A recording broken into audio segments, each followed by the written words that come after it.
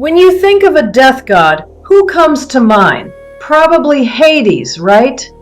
But what if I told you that Hades is practically a cuddly teddy bear compared to the deities that have been pushed to the fringes of history? See, history isn't just written by the victors. It's often sanitized for our comfort. The stories passed down are polished, with their sharpest, most horrifying edges worn smooth. But the primal fears that birthed those stories, the raw, untamed horror of death, they don't just disappear. They linger in the shadows, in the figures of forgotten gods who were too monstrous for the mainstream. These aren't just rulers of the dead. They are devourers of children, bringers of chaos, and shadow lords worshipped out of pure, unfiltered fear. Today, we're dragging them back into the light. We're counting down 12 of the most terrifying death gods that history tried to forget. Number 12, Donn.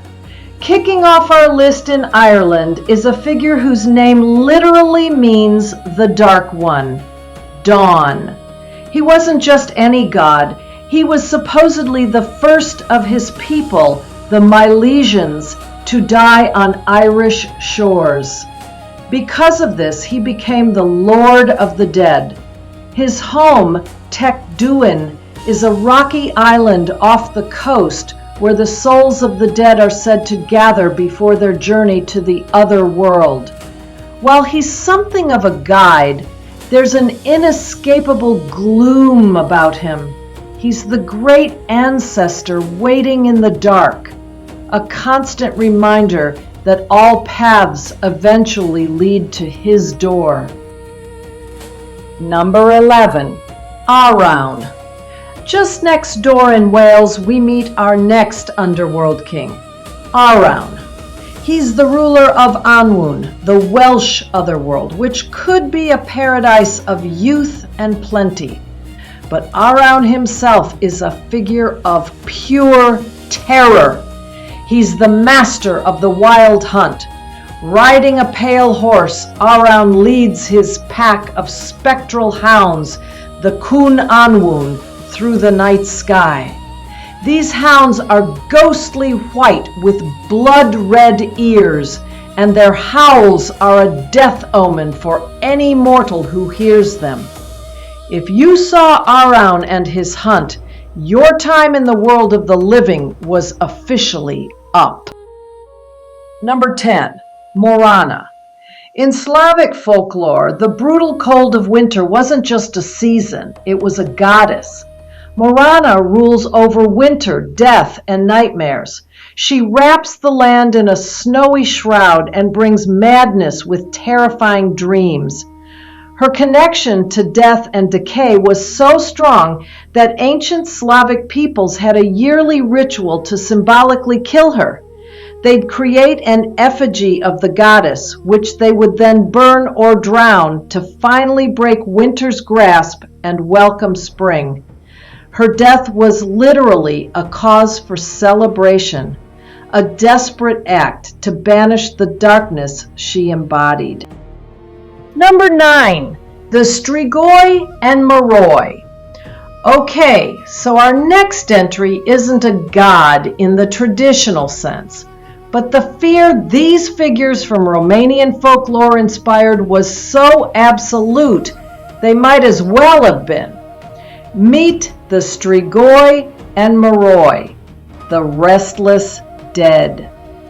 The Moroi are a kind of psychic vampire that can drain life from afar, while the Strigoi are reanimated corpses that physically attack the living. This belief reflects a deep-seated terror of the dead refusing to stay buried, of loved ones returning as monstrous, hungry versions of their former selves. They are the tangible horror that death can leave behind. Number 8, Chernobog. Journeying into Slavic myth, we encounter a name that has become synonymous with evil: Chernobog, the Black God.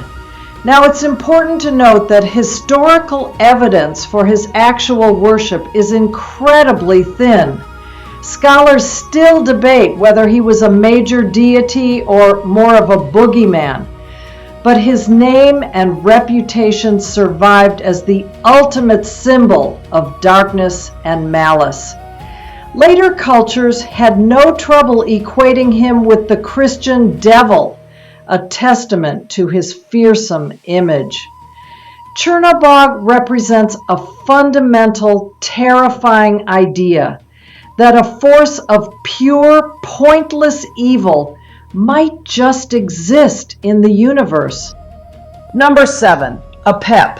In ancient Egypt, a cosmic battle was fought every single night. As the sun god Ra sailed his barge through the underworld, he was relentlessly attacked by his eternal nemesis, Apep, the Serpent of Chaos.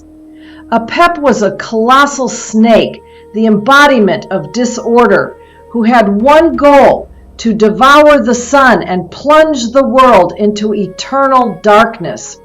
He wasn't a god to be worshipped, but a force to be feared and ritually fought. Priests would perform ceremonies to banish Apep, but they knew he could never be truly defeated. The most terrifying thing about Apep was the certainty that he would always come back. We're only halfway through our list, and we've already faced down spectral hunts and cosmic serpents. These are the figures that mainstream mythology often glosses over. If you're enjoying this deep dive into the dark side of folklore, make sure to subscribe so you don't miss what's coming next. Now, let's get back to it. Number 6. Supay. In the mountains of the Inca Empire, miners knew they had to show respect to the god who ruled the earth beneath them, Supay. He was the Inca god of death and master of the Ukupacha, the underworld. He commanded a host of demons and was seen as a powerful, dangerous entity. To keep this fearsome god satisfied, the Incas performed intense rituals to maintain balance. When the Spanish conquistadors arrived, they saw Supay as the perfect local equivalent of their own devil, which tells you everything you need to know about his terrifying reputation. Number 5. Izanami. The story of the Japanese goddess Izanami begins as a creation myth, but ends in pure horror. She and her husband Izanagi created the islands of Japan, but her life ended tragically when she died giving birth to the fire god. Overcome with grief, Izanagi traveled to Yomi, the land of the dead, to retrieve her. She agreed to return on one condition: he must not look at her. He couldn't resist.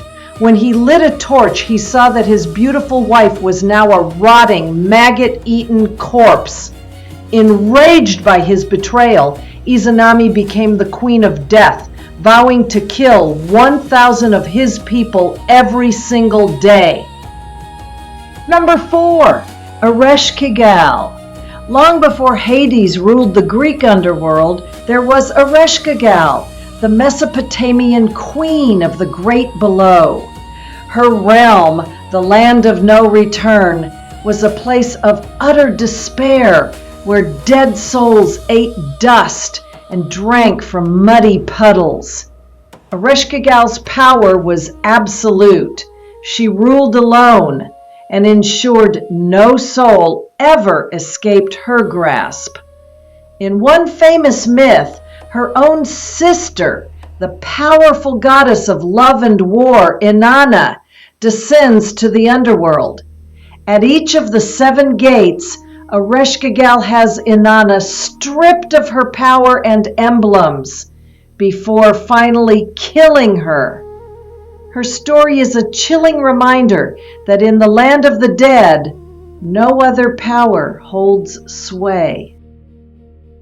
Number 3, Puch. The Mayan underworld was a place of dread, and its ruler was a being of pure revulsion, Puch. One of his names, the Stinking One, literally refers to the stench of death.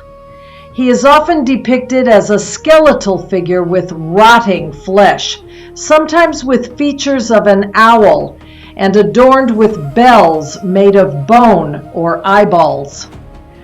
Puch wasn't a passive ruler. He was an active hunter of souls, stalking the homes of the sick and injured, waiting to drag them down to Mitnal, the lowest level of the underworld. The Maya were so terrified of him that they would wail and scream after a death, hoping the noise would scare the monstrous god away. Number 2, Mictlantecuhtli. From the Aztecs, we have Mictlantecuhtli, the Lord of Mictlan, the land of the dead. Ruling over the 9 layers of the underworld, he was a being every soul had to eventually face. His appearance is pure nightmare fuel. A blood-spattered skeleton wearing a necklace of human eyeballs and bone earplugs. He lives in a windowless house surrounded by owls and spiders. The Aztec religion included ritual human sacrifice to sustain the cosmos, and Mictlantecuhtli was one of its most imposing figures. While some sources claim his worship involved ritual cannibalism, the direct evidence is debated by scholars. Number 1, Lamashtu. Topping our list is not just a goddess of death, but a predator of the most vulnerable. From Mesopotamia comes the demon goddess Lamashtu, a being so malicious she was feared even by other gods. Unlike many demons who acted on behalf of the gods, Lamashtu was a freelance monster, driven by pure malice. Her primary targets were pregnant women and newborn infants. She was said to sneak into homes to kidnap babies, gnaw on their bones, and drink their blood. She was blamed for miscarriages and what we'd now call sudden infant death syndrome. Her depictions are grotesque, a monstrous hybrid with a lion's head, a donkey's teeth, and clawed feet, holding serpents while suckling a pig and a dog. Lamashtu represents the ultimate unthinkable horror, a divine force that preys on the most innocent, making her the most terrifying deity that history has tried to push into the shadows. From spectral hunters to child-devouring demons, these 12 figures represent humanity's deepest, most primal fears. They are the gods who were too dark, too chaotic, and too horrifying for the sanitized pages of history books. They remind us that for much of human existence, the divine wasn't just a source of comfort, but an object of pure, unadulterated terror. The stories of these gods weren't just myths, they were warnings, desperate attempts to make sense of the unexplainable horrors of death, disease, and darkness. Which of these dark deities do you find the most terrifying? Are there any we missed? Let us know in the comments below. And if you enjoyed this journey into the shadows, be sure to subscribe and hit that notification bell. You won't want to miss where we go next.